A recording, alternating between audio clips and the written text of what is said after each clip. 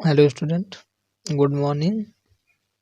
Class 6 बच्चों, आज आपका पाठ 10 धन की विजय, इस पाठ को आज हम पढ़ा रहे हैं। तो आइए जो है इसमें हम देखते हैं क्या दिया हुआ है।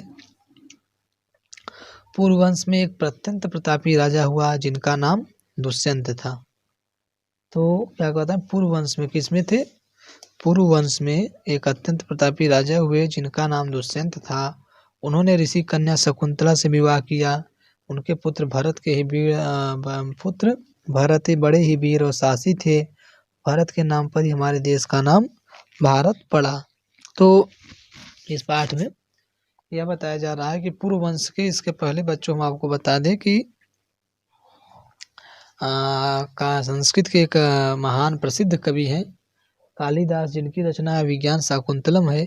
अभिज्ञान शाकुंतलम नाटक है आपका उनका, और उस जो है नाटक में अभिज्ञान शाकुंतलम में नाटक में बच्चों 7 अंक है। उस 7 अंक के नाटक में कालिदास ने जो है दुष्यंत और शकुंतला के जो है प्रेम विवाह और उसके जो है मिलन का वर्णन किया हुआ है। किसका?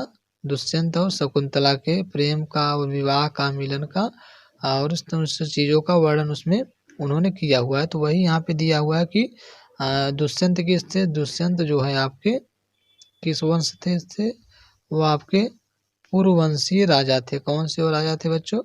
पूर्ववंशी राजा थे। और आपको बता दें कि शकुंतला जो थी अप्सरा अर्थात मेनका जो है, और अप्सरा की मेनका की जो है पुत्री थी, एक अप्सरा की, बहुत ही सुंदर थी। और जो आपके जो दुष्यंत थे ये हस्तिनापुर के राजा हुआ करते थे।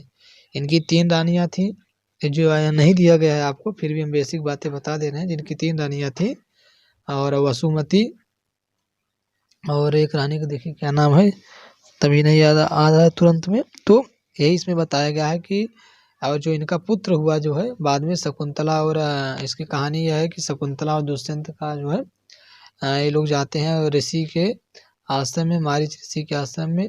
वहाँ पे कश्यप ऋषि के आश्रम में इनकी मुलाकात होती है, और वहाँ पे बाद में बच्चों ये लोग जो है गांधर्व विवाह, मतलब कि इन दोनों का विवाह होता है। और एक ऋषि के श्राप से, दुर्वासा ऋषि के श्राप से शकुंतला जो है दुष्यंत जो है शकुंतला को भूल जाता है, अर्थात जो है उसको याद नहीं रहता कि हमने इससे विवाह किया है, क्योंकि वह ऋषि उसको श्राप देते हैं। दुर्वासा ऋषि थे और शकुंतला को श्राप देते हैं, जिसके वजह से वह भूल जाते हैं। बाद में ऋषि लोग इनको ले जाते हैं शकुंतला को राजा के यहाँ। कहानी इसके 7 अंकों की पूरी नाटक है। तो दुष्यंत जो है राजा पहचानने से मना कर देता है, और बाद में पहचानता है, और फिर इनके एक पुत्र होता है, उसी का नाम भरत था, और उसी के नाम पे जो है भारत के नाम पे हमारे देश का नाम भारत पड़ा था। यह बात आपकी सत्य घटना है, ऐसा बताया जाता है। कह रहे हैं कि भरत के वंश जब में हस्तिन नाम के प्रसिद्ध राजा हुए, और उनकी राजधानी हस्तिनापुर थी। हस्तिन के राजवंश में कुरु नाम के एक राजा हुए, जिनके वंशज कौरव कहलाए। इसी वंश में विचित्रवीर नाम से ही राजा हुए, जिनके 2 पुत्र थे, धृतराष्ट्र और पांडु। बड़े होने पर धृतराष्ट्र का विवाह गांधारी से तथा पांडु का विवाह कुंती व माद्री से हुआ था। तो यहाँ पे देखिए इनका वंश वृक्ष कैसे था। पहले आपके पूर्ववंशी राजा थे। पूर्ववंशी राजा के बाद जो है पूर्ववंशी के राजा के बाद जो है एक के जो है क्या हुए, हस्तिवंश के राजा हुए। हस्तिवंश के राजा में विचित्रवीर नाम से राजा हुए। इनके जो पुत्र हुए विचित्रवीर के, एक के धृतराष्ट्र हुए और दूसरे के जो है आपके पांडु हुए। धृतराष्ट्र का पुत्र जो है बच्चों दुर्योधन थे, और पांडु के जो है 5 पुत्र थे। आज जो आपके ये आपके अर्जुन, भीम, नकुल, सहदेव और युधिष्ठिर जो है, ये 5 पुत्र पांडु के थे, और धृतराष्ट्र के पुत्र जो है दुर्योधन और ये सब थे। तो कह रहे हैं कि धृतराष्ट्र के जो 100 पुत्र थे उसमें से कौरव कहलाते हैं, और धृतराष्ट्र के छोटे भाई पांडु के 5 पुत्र हुए जो पांडव कहलाए। अर्थात जो है इस तरह से धृतराष्ट्र के जो है 100 पुत्र हुए, और पांडु के 5 पुत्र हुए, जिनमें इनके मुख्य से दुर्योधन थे, और यहाँ युधिष्ठिर, भीम, अर्जुन, नकुल, सहदेव, ये लोग 5 लोग रहते हैं। तो कह रहे हैं कि जो पांडव कहलाते थे वो पांडव में युधिष्ठिर सबसे बड़े थे, दूसरे भीम थे जो अत्यंत बलशाली थे, और तीसरे महान धनुर्धर अर्जुन थे। जुड़वा भाई नकुल और सहदेव सबसे छोटे थे। धृतराष्ट्र जन्म से अंधे थे, जन्मांध थे अर्थात जन्म से अंधा तृतीय तत्पुरुष समास। तो जन्मांध थे, उनका ज्येष्ठ पुत्र दुर्योधन था, वह स्वभाव से उद्दंड और महत्वाकांक्षी राजा था। राजा का सबसे बड़ा बेटा होने के कारण वह स्वयं ही राज्य का उत्तराधिकारी मानता था। वो पांडवों के बल और पराक्रम को देखकर उसे ईर्ष्या होती थी, द्वेष रखता था। दुर्योधन के दुर्व्यवहार में तंग आकर पांडव महल छोड़कर इधर उधर भटकने लगे। और एक दिन वे माता कुंती के साथ एक कुम्हार के घर में ठहरे हुए थे, तभी उन्होंने पांचाल देश की राजकुमारी द्रौपदी के स्वयंवर का समाचार सुना। और पांचों पांडव माता कुंती को घर में छोड़कर स्वयंवर देखने जाते हैं।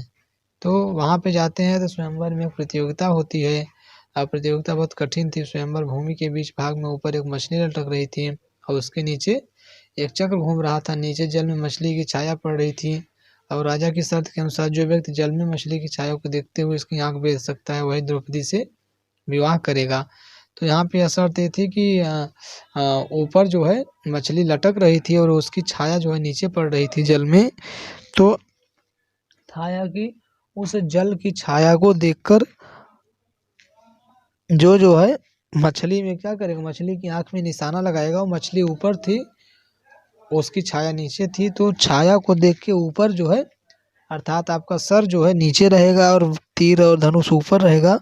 और वहां से आप जो है अगर मछली की आंख में निशाना लगा लेंगे तब आपका द्रौपदी से विवाह होगा। तो इस कार्य को बच्चों अर्जुन करते हैं। स्वयंवर में भाग लेने के लिए दूर दूर से राजा आए थे। सभी राजाओं ने मछली की आंख में बेधने का प्रयास किया, किंतु कोई सफल न हो सका। अंत में ब्राह्मण वेश में आए अर्जुन ने मछली की आंख में विधा भेद दिया और द्रौपदी ने अर्जुन को गले में जयमाला डाल दी। इस तरह से इसकी कहानी है, बहुत ही सरल है। इसको आप पढ़ लीजिएगा पूरी कहानी, क्योंकि अब एक्सरसाइज आपको सेंड करना है, थोड़ा सा समय कम है। तो बच्चों फिर नेक्स्ट वीडियो में आपसे मिलेंगे, तब तक के लिए गुड बाय, टेक केयर। इस पार्ट को पढ़ लीजिएगा आप लोग, क्योंकि इसके पार्ट हम आपको अगला चैप्टर पढ़ाएंगे। ठीक बच्चों, okay bye, good bye, take care.